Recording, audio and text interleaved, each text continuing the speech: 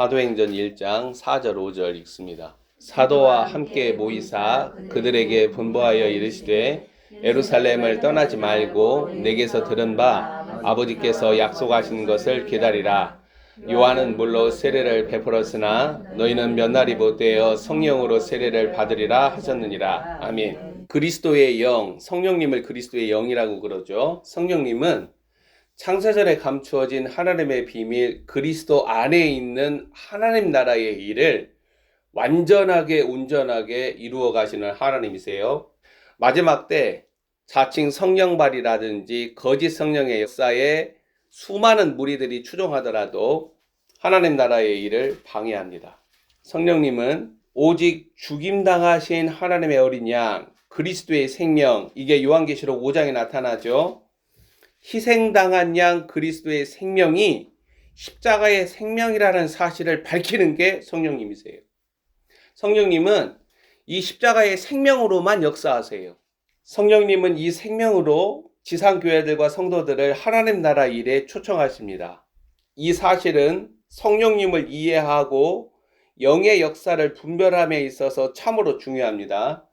성령님을 그리스도의 영이라고 말하는 것은 성령님은 그리스도의 생명으로, 그 생명은 일찍 죽임당한 양, 그 희생과 사랑으로 하나님 나라의 일을 만물 가운데 드러내신다는 거예요. 오늘날 거짓과 속임과 미혹의 영들이 삼켜가는 한국발 지상교회 현실에서 성령으로 일어나는 하나님 나라의 일은 뒤틀리고 왜곡되어 있습니다. 하나님 나라의 일은 오직 그리스도 안에서 나타난 하나님의 원리와 방식, 그 본을 쫓아서 구동돼요. 나사렛 예수 그리스도는 자신의 신성을 쫓아서 하나님 나라의 일을 자신의 선한 방식과 선한 의지로 이루어 가신 적이 없어요. 굉장히 중요해요. 예수님은 분명 아래 세상에 오셔서 하나님 나라의 일을 하셨으나 오직 하나님 아버지께서 주신 일을 하나님이 보이신 방식으로 보시고 아버지의 음성을 들으시고 아버지의 뜻대로 그 일을 이루셔서 하나님께 영광을 돌렸다는 거예요. 이게 하나님 나라 일을 하는 방식이에요. 이 방식 아닌 모든 것들은 전부 다 가짜예요. 하나님 나라의 일은 구약에서 여호와 하나님, 하나님의 그리스도예요. 이 그리스도가 보이신 방식에 물려있고 그것은 나사렛 예수 그리스도가 친히 행한 본을 쫓아서 일어났고 피파송 의식에 묶인 성령님으로 인하여 합당하게 준비된 하나님의 그릇들에게 사람들에게 안착이 되고 이들을 통하여서 마지막 때 이루어질 하나님 나라의 일들이 드러난다라는 거예요. 자, 그래서 오늘날 입버름처럼 말하는 성령님과 동행하는 자들, 성령님의 은사와 역사를 매개하는 자들은 하나님 나라의 일을 위하여서 나사렛 예수 그리스도가 어떻게 준비되었는가, 그리고 공생애 가운데 사역으로 하나님 나라의 일을 드러내시는 하나님의 방식과 본을 어김없이 밟아와야 한다는 거예요. 그리고 이 하나님 나라의 일, 사역과 역사를 이루는 능력은 오직 권위에서 나와요. 그 능력은 그 안에 생명이 있다라는 증거이죠. 이 생명은 죽임당하신 하나님의 어린 양, 십자가의 생명이라는 거예요. 그래서 하나님의 능력을 바르게 분별하는 것은 그 능력이 십자가의 생명에서 나왔냐라는 거예요. 다른 생명들에서 나오고 유사 생명에서 나오는 것은 하나님의 일이 아니에요. 하나님 나라의 일이 아니에요.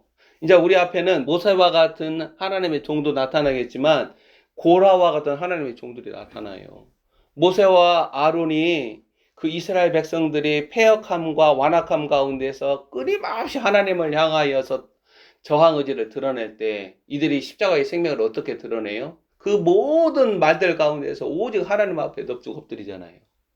엎드려서 주님의 음성을 매개함으로 하나님의 역사를 드러내요. 그게 십자가의 생명으로 사역하고 역사를 이루는 방식이에요. 이걸 안 한다니까요. 지금 지상교회들, 대형교회들, 목사들, 성도들 전부 다 세상의 방식이나 사람의 생각이나 사람의 지혜로 힘을 사용을 하잖아요. 거기에 무슨 성령의 역사가 있어요. 다른 생명들이나 유사 생명들로 역사나 사역이 하나님의 이름을 빙자하여 일어날 수 있지만 그것은 하나님 나라 일과 무관해요. 그래서 사도행전이라고 읽혀지기보다 성령행전은 하나님 나라의 일이 사람들이 주도하는 하나님의 일들과 구별되어 성령님께서 오직 하나님의 합당한 그리스도의 종들을 통하여서 그들 안에서 하나님 나라의 일을 주도해 나간다라고 증거를 하는 거예요.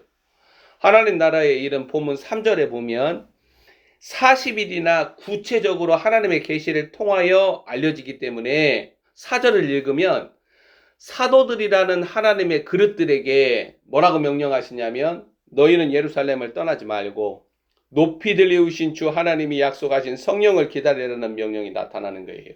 하나님 나라의 일, 즉 창세전에 하나님의 비밀 그리스도 안에 감추어진 하나님의 계획과 목적과 뜻이 오직 사도들을 통하여 드러나기 때문에 그들을 증인이라고 말하는 거예요. 성령님은 바로 이 일을 위하여 보냄을 받았기에 그리고 그 일을 끝까지 이루시기 때문에 동일하게 증인이라고 언급이 돼요. 사도행전 5장 32절을 봐보세요. 엉뚱한 일을 하나님 나라의 일이라고 해가지고 헛되게 다 쏟아붓고 이 마지막 때 주님이 다 태워버리세요. 하나님 방식으로 이루어지지 아니하는 모든 경건의 모양이나 공적들을 주님은 싹 다 태워버리세요. 그게 비극인 거예요. 그게 비극. 우리는 이 일의 증인이요 하나님이 자기에게 순종하는 사람들에게 주신 성령도 그러하니라 하더라. 사도들 1장 2절 그가 택하신 사도들. 누가가 적고 있는 표현들을 묵상을 많이 해야 돼요.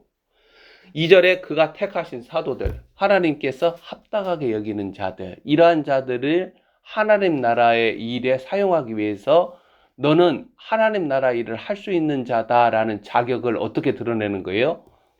5절 성령으로 세례를 주시는 거예요. 하나님 나라의 일을 위해 성령으로 세례를 받는 일이 반드시 필요한 거예요. 너 부르심을 받았다. 너는 하나님 나라 일을 하는 목사다. 그게 아니라 5장 32절에 사도들과 성령이 증인인 거예요. 두 사람의 증거. 자, 이걸 통해 가지고 하나님의 종인가 아닌가를 다 분별해요. 그가 목사인가, 그가 장로인가, 그가 권사인가, 그가 집사인가, 그가 직분자인가, 그게 다 드러나는 거예요. 성령님과 사도들과 예언자들 그리고 복음을 전하는 자들, 목사와 교사들은 바로 이 일을 행하는 것이지 온갖 비전과 계획으로 자기 목회와 사역을 하는 자들이 아니에요. 어리석은 자들로 하나님 나라의 일을 스스로 칭하면 종교 본사인지 종교 바벨론만 드러날 뿐입니다. 하나님 나라의 일에 가담하여 그 일에 자신이 쓰임받는 도구가 되려면 반드시 본문 5절에 나타난 대로 성령으로 세례를 받아야 돼요. 이 사건이 없이는 하나님 나라의 일이 그를 통하여 일어나지 않아요. 그래서 사도 바울이 뭐라고 말해요? 너는 디모데야 너는 주께서 너를 합당하게 옳게 여기는 그러한 일꾼으로 부끄러움이 없는 일꾼으로 하나님께 자신을 드리기를 힘쓰라 라고 증거하는 거예요. 주께서 인정하신 종이 하나님 나라의 일을 하는 거예요. 주께서 인정하지 아니하면 하나님 나라의 일을 자기 열심으로 혼의 생명이 낳는 경건의 모양으로 그렇게 목회하는 거예요. 그렇게 직분자 노릇하는 거예요. 이 마지막 때 주님은 다 태워버리세요. 그런 자들이 부지기수예요. 5절에 나타난 사건 없이 하나님 나라의 일이 그를 통하여서 일어나지 않아요. 성령으로 세례 받는다라는 것은 그가 주께 옳다 인정함을 받았다라는 사실을 말하는 것이지 그가 하나님의 부르심을 받았다라는 것을 말하지 않아요. 사도들 즉 합당하게 준비된 하나님의 그릇들, 이 그릇들은 3절에 40일 동안 하나님 나라의 일을 들어요. 하나님 나라의 일은 그리스도 안에 감추어진 비밀이에요. 그리스도 안에 지혜와 지식의 모든 보화가 있다라고 그러죠. 하나님을 아는 지식은 창세전에 감추어진 그리스도 안에 다 감춰져 있기 때문에 이것이 드러나지 않고는 하나님을 아는 지식이 자라가지 않아요. 신학적으로 공부해서 하나님을 아는 지식이 자라가는 게 아니에요. 그리스도 안에 감추어진 하나님 나라의 일이 드러나지 않고 하나님 나라의 일을 위해 준비를 하지 않아요. 하나님은 이렇게 합당하게 준비된 하나님의 그릇들에게 하나님의 대의, 즉 하나님 나라의 일, 하나님 나라의 일이 뭐예요?